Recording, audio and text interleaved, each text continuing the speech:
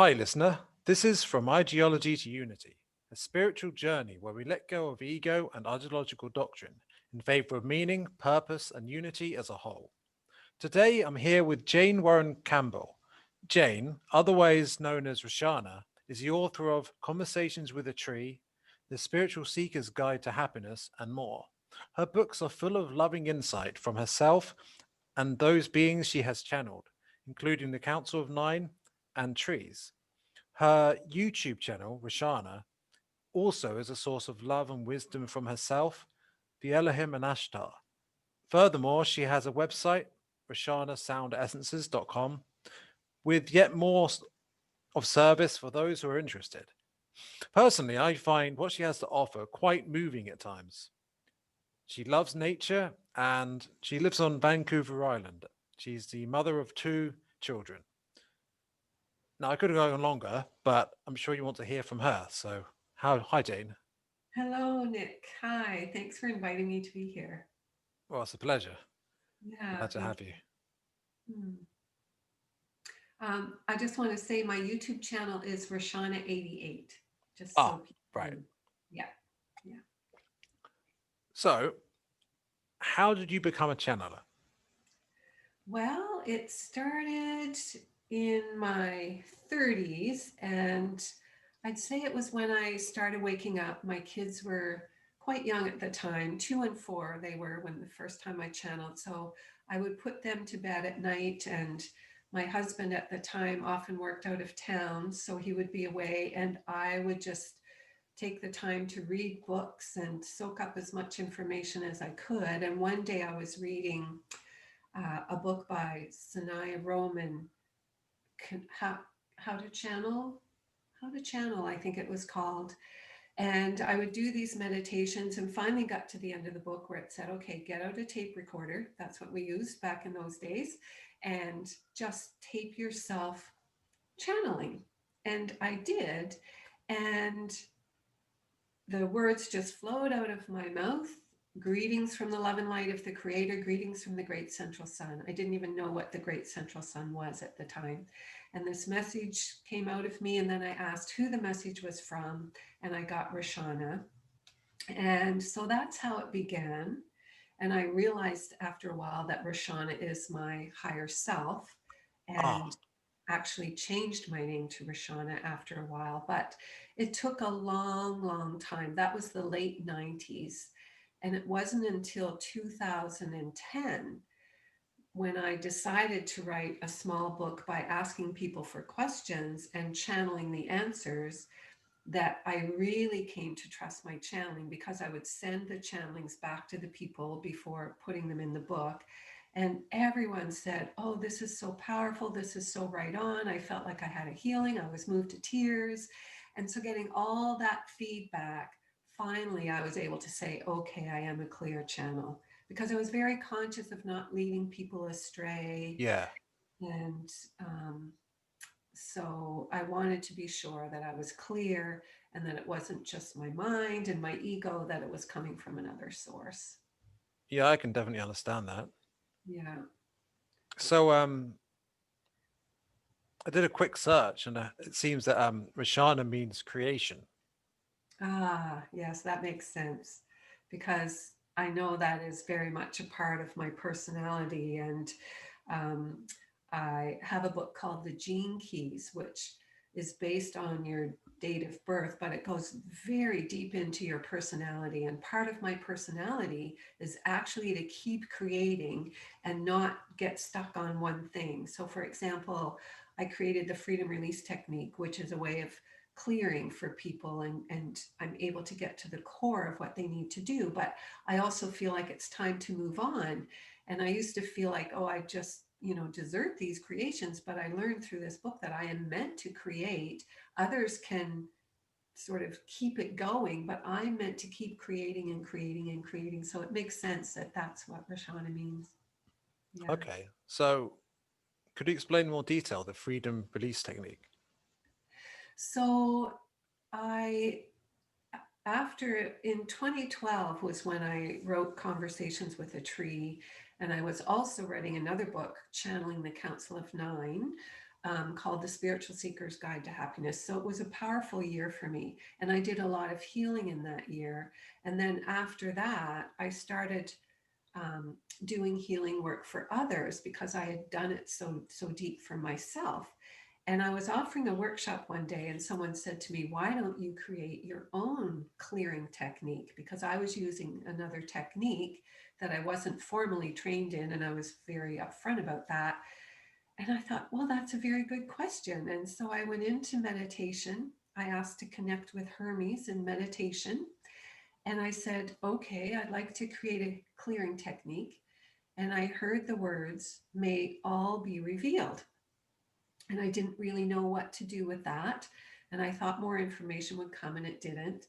So I waited a couple of weeks and didn't get any more information. So I went into meditation again to connect with Hermes. And I just heard again, whenever someone brings something to you, whatever is presenting, say, "may all be revealed." So I thought, okay, I just have to try this. And so the next time I had a client, I just, whatever it was they had brought forward, I just said, okay, in the matter of blah, blah, blah, may all be revealed. And way back in the distance, I felt like there was some information there. And so I just started talking, and it just got closer and closer and closer. And the way it works is that I will say, for example, in the matter of this difficult relationship, the very source of this difficulty may all be revealed. And I'm taken back either to the person's childhood or past life, where this pattern of attracting this energy was created.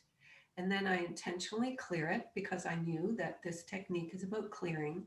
And then I also knew that when you clear something, you create a void, and a void wants to be filled. So I wanted to be sure I was filling it with something beneficial. So then I created the third step of this technique. So I call it the reveal, the release, and then the third step is the restore. And the restore is replacing what you've just cleared with something that would have been beneficial in that moment in time. And I had been doing this for a while. And I asked my guides one day while I was working with someone, how does the restore come to me so quickly?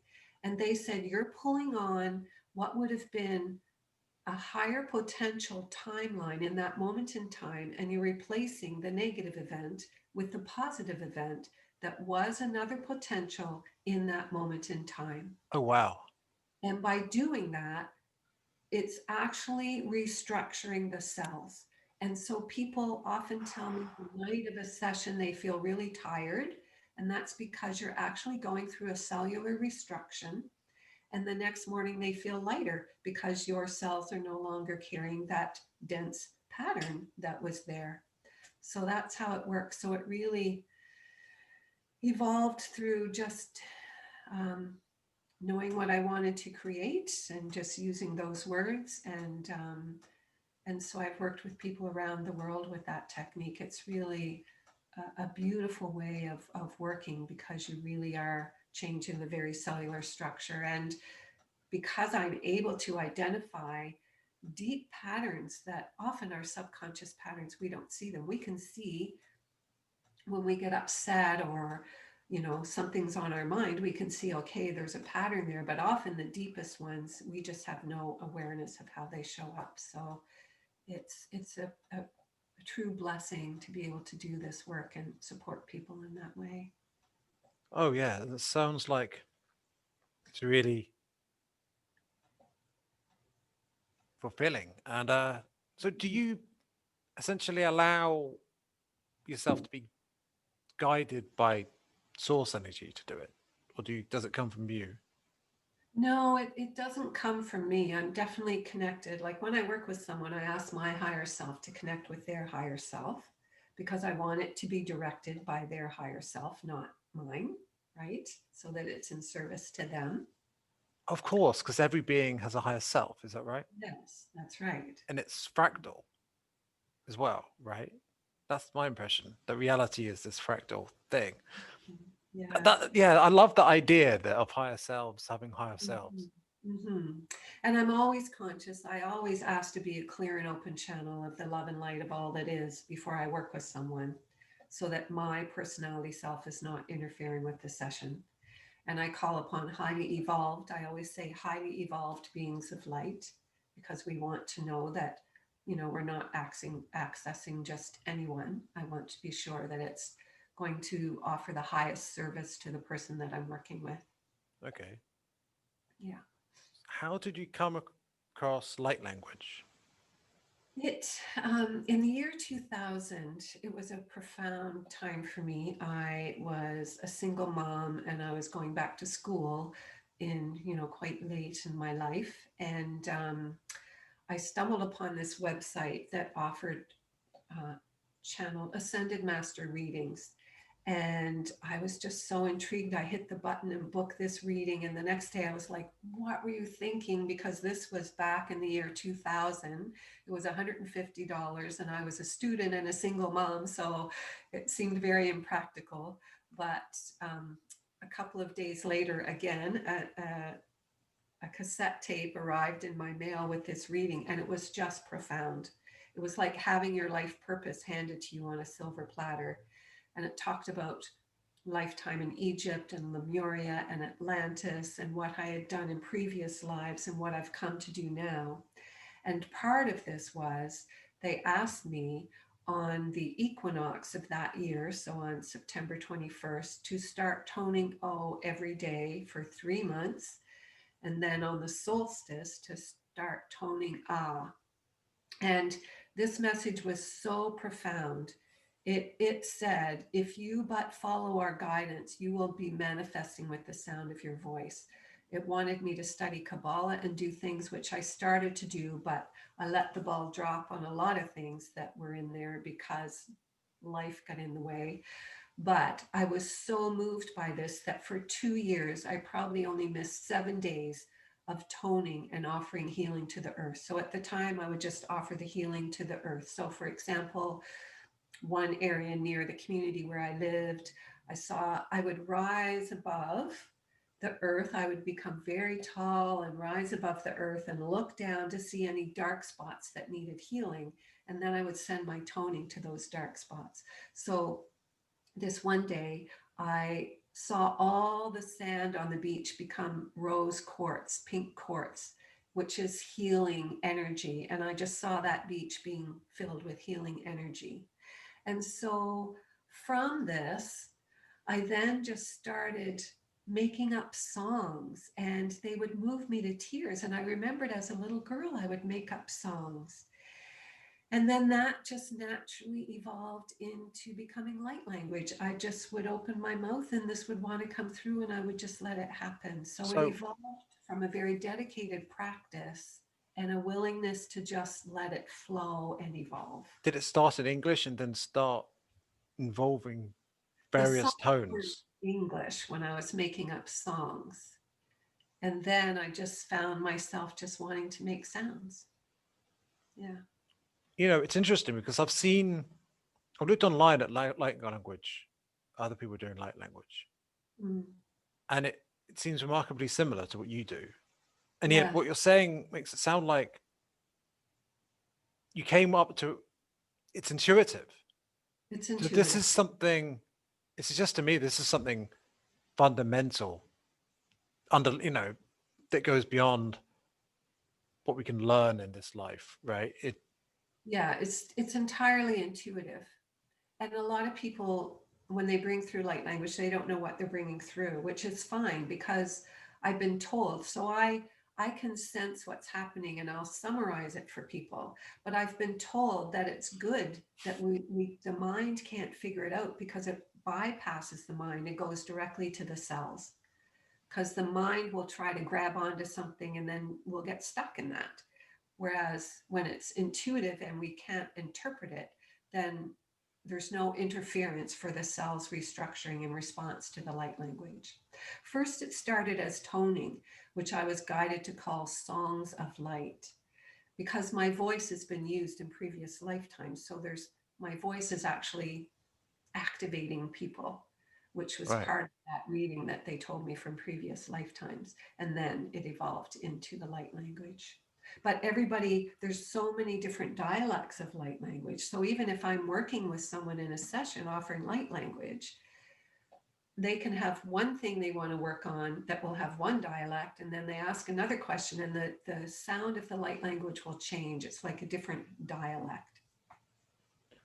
Wow, that's Yeah. actually it's pretty interesting. So something I find fascinating about you is that you're a scribe for a tree, Hmm. and you've written you talk to them, and people might be interested in that. So what could you tell Yeah, people about how to talk to trees? it also happened in 2012. So 2012, my birthday is on January 6th. So very close after the calendar new year, I have a personal new year. And in the year of 2012, I was working at a job that I absolutely hated. I was praying every day to be out of there. And instead of having a New Year's resolution that year in 2012, it was the first year that I just had one word. The word for my year was healing. And on January 23rd, which was the Chinese New Year, so there was January 1st, which is a beginning, January 6th, a beginning, and then the 23rd that year was the Chinese New Year of the Dragon.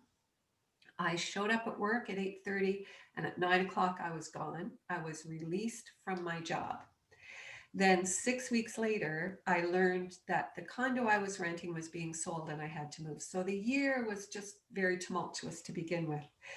Fast forward to June, I had moved to a little town that I had always loved. I was so happy to be released from my job. I immediately knew my prayer had been answered.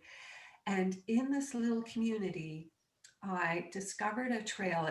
It's a beautiful town on the Bay of Fundy, looking out over this beautiful cliff called Blomidon. And I would walk downtown to look out over this cliff. And then I discovered a trail. And at this time, I was also channeling every day the Council of Nine to write my Spiritual Seekers book. So I was tuned in. I discovered this trail, and it goes along a little creek which reminded me of my childhood. And you're in this forest. Immediately you can hardly tell there's a trail from the street because it's just wooded. And you walk along for a while along this creek, and then you come to an area where there's a little pond, and a little bridge goes over the creek, and the trail divides on either side of a tall hemlock tree.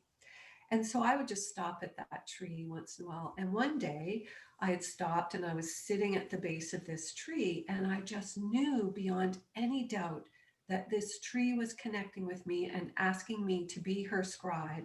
I knew she wanted me to write a book. She asked me to buy a journal. And it was complete surprise. Even though I'm a channel, I never dreamed of getting a message from a tree. So I went downtown and bought a journal and went back the next day and sat with this tree. And she told me that she wants to be called Henrietta, based on a young woman that used to sit at her base 100 years ago. And she just started sharing the most beautiful, loving messages with me. And the love that I received from her was the same as the guides. I've been moved to tears many times when I'm channeling the guides and they send love to me. And the same would happen with Henrietta. One day I was walking away from her after writing one of her messages, and I was walking away. I just thanked her in my mind, and I felt so much love coming to me that I was moved to tears. Another time, I was taking my daughter to meet her, and I was at the bottom of the trail, and then I just projected forward to Henrietta, and she said, "Oh, I see you're bringing your offspring to meet me," which is a word I would never use. And immediately again, I wanted to tell my daughter, but I couldn't because I was moved to tears because she was sending me so much love for bringing my daughter to meet her. So it was it was such a beautiful experience, and it continued. That's what this year of being released from my job, I think this is really important for people to get this. I didn't think that would mean being fired when I was praying to get out of there. I forgot Wow. to see what I wanted in its place. But this, I don't think ever would have happened if that hadn't happened to me. And when I was going through this, my mantra to myself was all change leads to something better. All change leads to something Yeah. better. just kept saying that because I would drop into fear and I knew that fear would lead me in the wrong direction. And so I just kept saying, all change leads to something better. And um, I know the guides have told me that taking that perspective allowed me to have the open mind and heart to be led in the direction that my life really wanted to take me in. When events like this happen, life wants to give you an upgrade, but most often we go kicking and screaming so that we Yeah. can't see what that might be. So We that's how it started. we have to let go, don't we? I mean, when we're afraid, we might be in hell, right? Mm. And it's Yeah, like we let go, and then suddenly it's all cleared up, just amazingly with synchronicity. absolutely, absolutely. And if we have the eyes to see that synchronicity, it's leading us in the right direction. Yes. Yeah. So you do guided meditations. Yes. Mhm. What's it like doing guided meditations? It's almost like just letting your imagination be free, you know? You might have some intent of what you want to create in the meditation, especially when I'm putting them on YouTube, then I have some intent of where I want it to go. And then I just let my imagination go. I always call on higher guidance and my higher self, but very much of what we do feels like imagination. And I like to say imagination is more real than this physical experience that we think is our Oh reality. yeah, yeah. So we're creating from that perspective. So yeah, I just let it go. Often I have the same beginning because I love the forest and I know the forest is very healing. So I often take people into a forest or through a meadow or by a stream in my guided meditations. And then it flows from there. So you've written a book called "You Get What You Believe," Mhm. and yeah, it's that fits a similar theme really. And I read something interesting in there, which was that if you just simply set the intention for something, the universe can provide it in a way you just don't expect. If you just believe that it will come. And that That's was right. fascinating because Yeah, imagination really does create reality. that's right. What we focus on. So we can say, "Oh, I want a new house," and sit for half an hour and think about our new house. But if the rest of the day we're thinking, "I don't know how I'd ever get a new house. The prices in the market are ridiculous right now." La la la la la. Then our focus is in not getting the new house. So we have to really be able to just trust the universe. If I want a new house, it doesn't matter what your reality is. The universe has so many ways of bringing what we would like, but we have to have that faith and just let it go and just hand it over. And I would like to say as well that if what we desire doesn't come to us after a long period of time, then it doesn't serve us. It's not in the highest and best. Right. Sometimes what we think we want is not the highest and best for us. But intent is huge. Oh yeah. Do you Yeah. think perhaps though a lot of the division might come from us imagining that we're separated and that playing Yeah, out? right. If we knew that we were one with the creator, which we are, and that the creator is can do absolutely anything, if we really knew that within our heart and believed it, there would be no need to ask for anything. Life would flow to us, and just keep bringing us, beautiful experiences or challenging experiences that are going to serve our growth. Because we're here to grow. That's part of why we come to Earth. I think we came at this time as well to support this ascension that's happening right now. Oh yeah. And in your opinion, at this time of ascension, what important things are there? What important ways can we guide people to move away from division and towards unity and collective Yeah. healing? To me, the foundation, the greatest work we can be doing is healing ourselves. Because let's face it, I say we have a childhood, so we have something to work on when we're adults, because few of us come through this earthly realm. Those of us who are here now, I think it's going to change for the children of the future, but at this point, unscathed. So there's emotional pain, and that emotional pain is like a weight. If you can imagine a hot air balloon, when you're getting in the basket, they need to have it weighted down. But in order for it to rise up, you have to drop the weights. Well, all our limiting beliefs and emotional wounds are the weights that are keeping us down. And so we really have to start with that. And a lot of people aren't even aware that they resist that. I resisted it hugely. Most of my life, I was even disassociated because I had a lot of trauma in my childhood. And it was when I moved to Vancouver Island almost 5 years ago now. This land, I'm very sensitive to land, and this land just turned me to mush. Really, I was completely vulnerable. And it was the best thing that could have happened to me because I had to go into those wounds in order to allow the higher frequency, to make room for the higher frequency energy to be integrated within me. So that's the foundation is, they say, know thyself, know your wounds, do what you can to heal your wounds. If you can do it on your own, fine. If not, get support. I'm actually going to someone now because I've realized that there's still wounding within my heart, and I want to get through this. I want to be living a magnificent life. And I know, even though I started in 2012, in the year of 2012, I think this is important for people to know, because they think, okay, well, I looked at this 2 or 3 times, good to go. In the year of 2012, I did theta healing with a friend who practiced theta. He was offering healing to me 2 to 3 times a week, the whole year. And then I developed this method, the freedom release technique, where I'm doing clearing for others. And I soon recognized when I started doing that, that the beauty of the universe is everybody is our mirror. Everything is a mirror. So the people that I was bringing into my practice were showing me things that I had either just worked on within myself or still had to work on.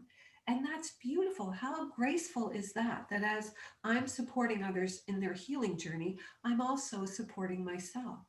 And so it's been never ending since 2012. And I don't want to discourage people, but I think it's important to know that we keep working on this. Now we're moving into higher frequencies all the time. The planets have been blasting energy to our Earth. So these higher frequencies make it easier to clear. So I don't want to discourage people, but I also feel it's important to know that if you get triggered by anything ever, you've still got something to work on. And that's catalyst. So in That's anything, that's a good thing. It's a good thing, right? Because it's showing you what still needs to be worked on. And then if you're willing to go in it, fine. I had a friend who would say to me, Jane, you're trying to jump over this again. I see this old pattern in you, and I am so grateful to her. Because it was terrifying for me to go in and look at my feelings, because when we're children, survival depends on developing techniques that mean we will be loved. So for me, being loved was not having a voice, not causing a problem. So I would just swallow it all and integrate it. So then to actually go in and look at that is terrifying, because you feel like you're going to die because you're giving up the techniques that you developed for survival. Oh, yeah. Yeah, I've had So, something similar when I had to abandon what I was relying on previously and just surrender to the process, surrender to God. And I mean, I'm still working on that now. mhm, Certainly, yeah. It is scary. it is, But the yes, things we never know anyway. The knowing that what's going to happen is an illusion. right. That's right. Yes. If we S- can embrace the mystery of life, it can give us a whole new perspective, but we have to let go of control. And, a lot of people have this need for control because of the wounding, because life was chaos. And so control is very important. Yeah. Yeah. So, so you're a channeler and you channel various different beings. Mhm. Could you tell us anything about who they are? So, for example, who are the Council of Nine? What can you tell us about them? Um, so I'll tell you what I know. I am not a very curious person. I'm a very heart-based person, and I don't have a strong need to know. But I do know that the Council of Nine, they are not just nine beings. They are beings from many different planetary systems that have come together. And the nine is like the main representatives of this gathering.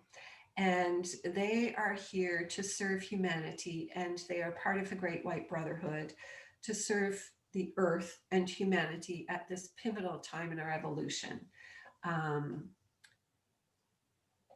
yeah, so that's what I would share about the Council of Nine. They're very loving, their messages are always very loving, very graceful.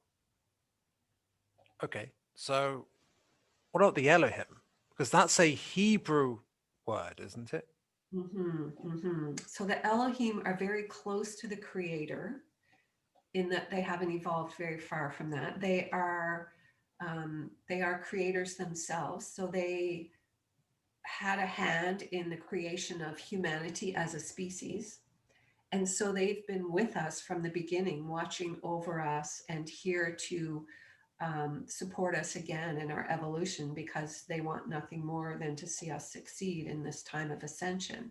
But they are creator beings that create life forms and, of course, also, work for supporting the love in the universes everywhere, and being supportive that way of, who knows how many sort of beings that they have created. But That's interesting. So you said universe is everywhere. So they're close to the infinite creator.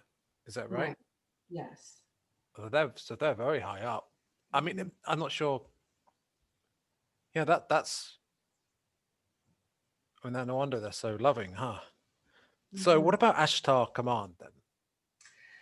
The Ashtar Command, Ashtar is here in service to the Great White Brotherhood.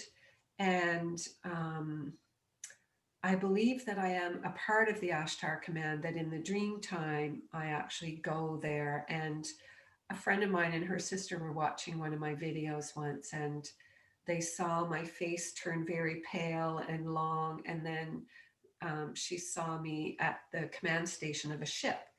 And the first time I saw a picture of Ashtar, I was in love. So I know there's a very strong connection in there. It was just, I love you.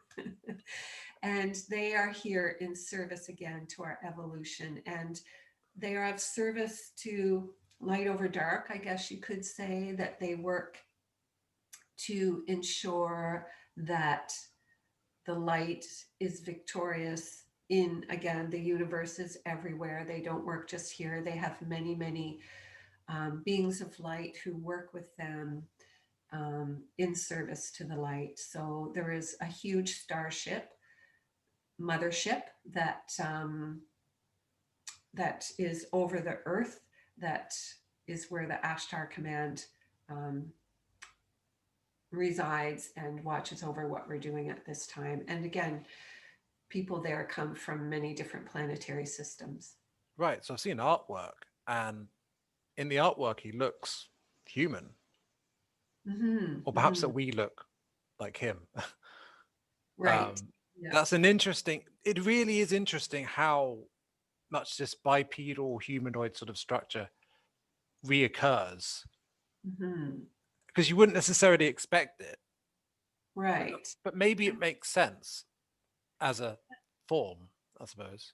And I think the beings that are non-humanoid, which, I'm less connected with, and just recently, like, within the last couple of decades, I guess, learning about, um, can also sort of appear as bipedal, even though they Mm. might be, of a different source. Like, I've heard about praying mantis, or, many people have heard about reptilians. So they can still appear bipedal, but not humanoid. Right. So, what advice do you have for anyone who finds himself channeling? Just be sure that you have the intent that you're calling upon highly evolved beings of light, and then to test. And The radar for me is how I feel. If I feel a loving presence, if I feel movement in my heart, I know I'm being present with highly evolved beings. However, in the beginning, there are beings who are not serving humanity who can appear loving to us. So another way is to ask, am I communicating with? So if you're calling on a particular being, so let's say the Elohim, I can say, are you the Elohim who serves the love and light of the Creator? And if they're not, they should just simply fade away or disappear, because it's a universal law that if they are called out that way, they can't say yes if it's not true. So it's really good to test. And I would also say that often people are channeling, but they don't realize it. They think it's harder than it is, especially if you're claircognizant, which is just knowing. And I think there are a lot of claircognizants right now who are awakening to their inner knowing. And you can question it a lot. Like I said, it took me over 10 years to really trust my channeling, because it's hard to discern if the information is coming from your own personality mind or from higher mind. And so I think it's really good to write it down or to record it so you can go back and listen to it another time to get the essence of if it's different from your personality self. Okay, so I guess it just takes practice. Yes, yeah. Okay, so would you like to channel any of these beings now? Sure. I'm hearing that the Council of Nine are here to be present with us. All right, Yeah. let's hear it. Okay. Indeed, beloveds, we are the Council of Nine, in service to the all that is, and in service to humanity, and in service to the evolution of Gaia. And to you, every soul who is present with these words, in this time moment, in any time moment, we say to you, beloveds, that you are, as you know, at a pivotal time in the creation of all life. Because as humanity evolves, all life evolves. We are aware that not many of you have this understanding. This is why there are so many beings of light from universes far and wide observing what is happening on the earth at this time and supporting humanity in your evolution and your victory back to the light, because your victory is not just a victory for those on earth and for Gaia, but for all life everywhere. Because when you come to understand this unity, this connection, this oneness, when you come to understand life from the particle form, you understand their division is impossible, separation is impossible, and you are coming closer to this awareness and this understanding. So as you evolve as humans, and your success again in this ascension into the higher frequencies, you are impacting all life. And so we would like to say, in this time of the gnashing of teeth, as it has been described, this is what you are in right now. And even light workers are getting lost in believing what they see on the outside. Beloveds, we would say to you, your media is very corrupted at this time. It is disrupting your field, it is disrupting your energetic structure that holds you in the faith and confidence and the knowing of who you are. So this is our invitation for you to distract yourself from that. This one, even recently, she stopped watching news years ago, but she would listen to the radio, the local governmental radio station, every day just to get a little bit of what was going on. And now she feels it corrupting her field in the moment. So here's an example. 2 days ago, she was driving in her car and she had only listened to the radio for a couple of minutes. And she turned to come in her driveway and she actually bumped up over the curb. And she immediately realized, oh my goodness, it's restructuring, it's fracturing my field in that short amount of time. So we want you to know this, beloveds. It's vitally important at this time that you maintain your structure as a being of light, that you be sure that your field is clear, and that you be very, very diligent in where you allow your focus to go, what you allow yourself to listen to, who you listen to. Be discerning, beloveds. There is so much misinformation out there now that it's hard to know what to believe. So it's almost like for many of you, the greatest service could just be to distract yourself with light and fluffy things, particularly at this time, because otherwise you can be pulled into a whirlwind that is going to be, pardon me, very disruptive. So the more you keep it light and happy, the more you are of service to the light, to the divinity, to the transformation of humanity. Back to the light, because you are not getting sucked into the dark frequencies. We mm, sense that this one almost wants to apologize for this message, but we would question why she would think that way when it's vital information for humanity to receive at this time. So we are delighted with this opportunity to present to you, and we would ask Nick, if you have any further questions, we'd be happy to respond. Thank you. So,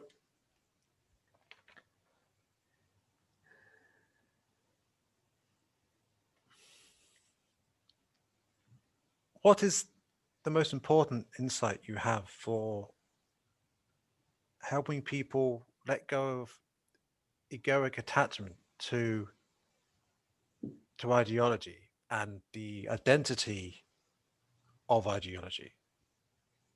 We would say to be aware that everybody has their own ideology. And if you can understand that unity consciousness begins with individuality, because as you come back to your individual self, and by this we mean that you are no longer connecting with an ideology that is outside of yourself, but coming back to your own internal ideology, your internal awareness of who you are coming back to source. You are coming back to the creator essence that is within you. You are coming back to unity. Because when you fully understand unity consciousness, there is only you anyway. It is only the creator flowing through you. So we would say that if you can come back to understanding that everybody has their own internal awareness, and that the more you accept and receive the diversity, then you are moving from ideology into unity consciousness, because unity appreciates the diversity and understands that the diversity is why the all that is fractured itself to experience itself through that diversity. And it loves and appreciates every bit of it. And so, as you, as humans, come back to this, appreciating diversity, so then you are not holding on to any one manner of being that is the right way, because everyone has their own right way. Then you are anchoring in unity consciousness upon your planet. And you are understanding that these ideas are the ideas of others. Come back home to your own ideas. Come back home to your heart. So you are connected not with the ideas that have been implanted within you through your culture, through your parents, through your ancestry, through your need to be accepted. All those are distracting you from the true essence of your own internal ideology, your own internal sovereignty, your own internal knowing. So you must come to know yourself, and then know that that is the beauty that you are bringing into the world, and see everyone else's internal self, their unique self, as part of the garden that creates this beautiful blossoming experience of what it is to be human.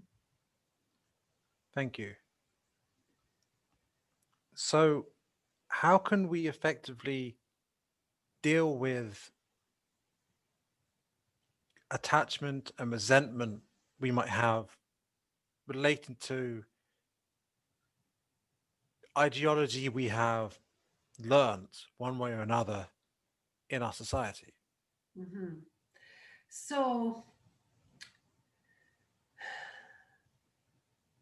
in the matter of resentment, even in the matter of attachment, we will start with resentment. It is to then question the self. Okay, what is this resentment? What am I really resenting? And then to question, where is that within me? Because whatever someone else is showing you that's creating a resentment, it is somewhere within you. There is a judgment somewhere within you, even about yourself, that is creating this resentment. So, this again is going back to really know yourself. And this again is a trigger that we spoke of. This is an example of a trigger. So, you take it inside and say, what is this really? Where does it stem from? Where is it challenging my belief system? And what is my belief system, my ideology? Why is that being threatened at this time? What about this situation is threatening my belief system that is then creating this resentment? And then a key is acceptance. But there's a process to getting to acceptance. But if you ask yourself, what is not allowing me to accept this experience? But the acceptance comes after learning why the experience is coming to you. These experiences, again, are all gifts because they're showing you where there's something within you that is ready to be healed and restored.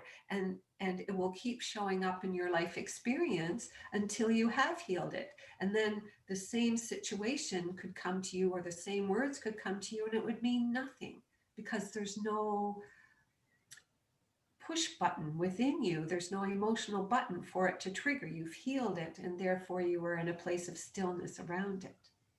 Okay, so if I'm correct, our ideologies we come across where we feel this reaction to signs of what we can learn about ourselves to get closer to unity consciousness. Yes, by getting closer to yourself. By getting closer to yourself, you are getting closer to unity consciousness. Yes. Because the unity consciousness is pure light. And as you come closer to yourself, you are moving back to that pure light that is within you. That spark is within you. It's covered up with all the debris of our history here on earth, but that is the divine within you. Thank you. Do you have any insight to provide about people's fears regarding New World Order and the Great Reset? We would say, beloveds, that again, there is a lot of misinformation, and so it is hard to know what to believe. So we would invite you to use as your focus, does believing this make you feel good, or does believing this put you into fear? If believing this puts you into fear, why would you want to contribute that fear to the world? It is really that simple.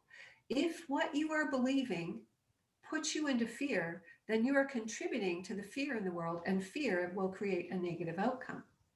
So it is a matter of coming back to putting your faith in the light. Many of the messages that have been coming through this channel recently in her love notes and in her YouTube videos are about having faith in the light, because there are many light workers who are losing faith again because they're believing what they see on the outside. And it's very important to know that the light has already won. How quickly you get there depends on where humanity allows your thoughts to go. It's like the story that this one shared in the beginning about being fired from her job and then 6 weeks later learning she had to move. It could have been catastrophe. Had she dropped into fear, she would have perpetuated years of fearful living. She realized that year that it was time for that to change. And she knew that internal healing was the only thing that was going to change this long pattern in her life. So, in order to move out of that fear, one must make the decision: I am choosing to see the victory of the light. I have faith in the light. I am choosing not to engage in anything that activates fear within me. If the only thing you can do is stop listening to these theories, then stop listening so your fear doesn't keep getting triggered. Fear is a very dense emotion, and that shows you then the density of the message that is generating the fear within you. If a message generates fear, you can be pretty sure it's not a message coming from the light. So have great discernment, beloveds, and be very aware that when you allow yourself to fall into fear, you are perpetuating the density of this planet. If you need help from others to move out of the fear, do it, choose it. Be honest with yourselves as well.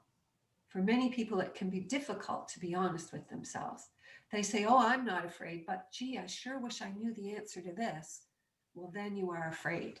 So be completely honest with yourself and do your internal work that's going to lead you back to that spark of the divine that's within your own heart, that knows everything and that knows that the light cannot fail because it is a higher frequency than the darkness, and the darkness cannot live in that higher frequency. Thank you. So there's talk in the awakening community about big energetic changes coming to Earth from beyond. For example, it affecting our DNA, and also a lot of tumultuous emotions we might go through, and ultimately talk of something occurring on the 21st of December. What insight can you give us about this? We would say that this shift is already happening. So many people believe that there's going to be one big event and boom, everything shifts. But this has been happening. And so people are at many different levels with the integration of these energies. Some people have been integrating for years. Some people are just waking up and beginning that integration now. So we would say December 21st is another powerful influx of energy. Those who have already been doing this, they're going to feel it, but it's not going to create the clearing, you could say, the rising up of the denser energies that it will in other people. So these high frequency energies that have been coming to the earth for decades now bring to the surface the denser energies, because when the physical vessel is integrating higher frequencies, then the dense energies must be pushed out. They can't both live there together. So it's depends on the willingness of the individual, whether they are ready to receive and whether they intentionally receive. For example, this channel, whenever something's coming, she says, okay, allow this. I ask to integrate all that I can possibly hold at this time with ease and grace. Important words. And so with that intent, then she's been receiving these very high frequency energies for some time. For people who are just beginning this process, December 21st may be the time when these energies come in. And many are familiar with the ascension symptoms because it's not easy changing your cellular structure, but that's what's happening at this time. And so it depends on how much work the individual has already done, how this December 21st energy influx will affect them. But it's not like one big event that's just going to change the world all at once. It is something that's happening on many different levels, depending on how far each individual has gone with their own internal processing and releasing the density from their thought forms and beliefs. Thank you a lot. So I've heard that mass meditations or group meditations are very beneficial. And I'm aware that there are energy centers on Earth and even that temples of various kinds have been built on them. Could group meditation and mass meditation be greatly enhanced for the light if people are to go to these places and do group meditation on a large scale? We would say that people can go to these places, or people can gather in even on a Zoom call as you are doing now, and send your focus to those places so that you are connected with the energy of that place, which then would allow for much larger congregation of people to collect while connecting with the energy of the place that you are choosing to integrate into your focused meditation. And yes, large numbers gathered has a powerful impact. So you could literally take people to the site, but other people could also join remotely, and knowing that there is no disconnection and your intent immediately awakens the electrons of being, or the particles of being, that are in that other center, so that the connection has already happened. And yes, very powerful to be doing so. Thank you. How can we help people deal with people who aren't aware now, but when disclosure comes, how can we help them deal with it? Again, we would say it's going to come in a bit of a trickle. However, it is going to be shocking for many people. And one way to help them deal with it is to say, this darkness has been residing on this planet for eons of time. Now we're just learning that it's there. So, what a blessing to know that it's there, because this knowing shows us that it's no longer hidden. It can no longer be perpetuated because it's come to the light.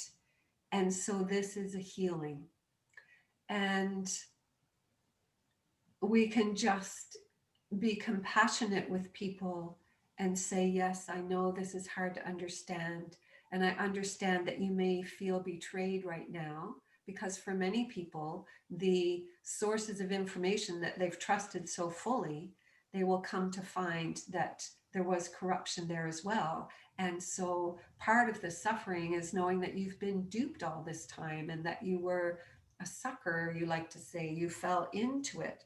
And so just to be kind and compassionate with people as they go through this grieving period, grieving for the atrocities, and then there will be a grieving that the world is not what they thought it was and what they deeply, strongly believed it was.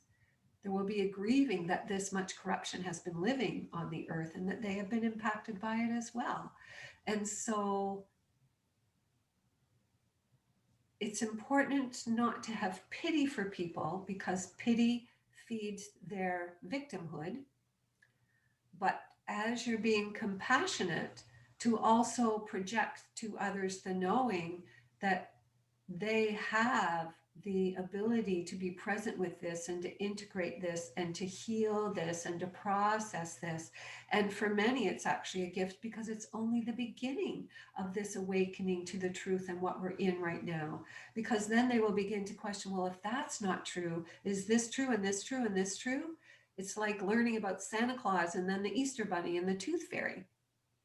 So it's actually a time where there will be more of an awakening, because more people will then begin to question everything, which will be a beautiful opportunity for their soul's evolution, even though it may be a lot of pain, emotional pain, in the process of moving through it. Thank you, Council of Nine. I have one more question. So, given that there's quite a few changes we're going through, what advice, what insight do you have about potentials for bottom up governance and economics and organization without relying on traditional uh, hierarchies. Yes, we would say that the new institutions that are going to be arising as the old falls away are going to ask the people what they want. They're going to listen to the people, and they're going to observe the children of today, for example, with your education systems, and see what the children want. And with all your systems, look at the grassroots efforts and see what the people really want. What a blessing that will be to have systems evolving that listen to the people, that know what humanity is moving into, that allow your expansion, that allow the restoration of health and holistic healing and a return to nature. So much will shift and change with this new perspective. And also, much of your technology is going to change so that it is not corrupting the field and dismantling the return to sovereignty of the human being. Many are becoming very robotic in their connection to their technology, which is then pulling you out of your core essence. And so this will change as well, because the systems that have been creating that corruption and that fragmentation will no longer be functioning on your planet. So it will be a beautiful time of the people creating the new systems through the evolving consciousness and the choice to create more loving systems and unity consciousness in the way these systems are evolving. Thanks a lot. I'm really grateful, Mm. Council of Nine, that you're here on my podcast. And yeah, I guess I love you. It's been our great honor to be present, and we express our love to you, dear one, and your beautiful blessing of offering these podcasts to the world and the unique perspective that you bring to the world that is a blessing to all. We thank you deeply for this opportunity to invite this channel to be present and to allow us to come forth and express the energy of our perspective and our frequency to all who are listening. Our deep honor and grace to all. Goodbye. Wow. Yeah, that was nice. Yeah. So, is there anything you'd like to talk about before we go? Or do you feel like we've covered all of everything? Let's see. I think really just to remind people of the importance, of doing the internal work that we've already addressed.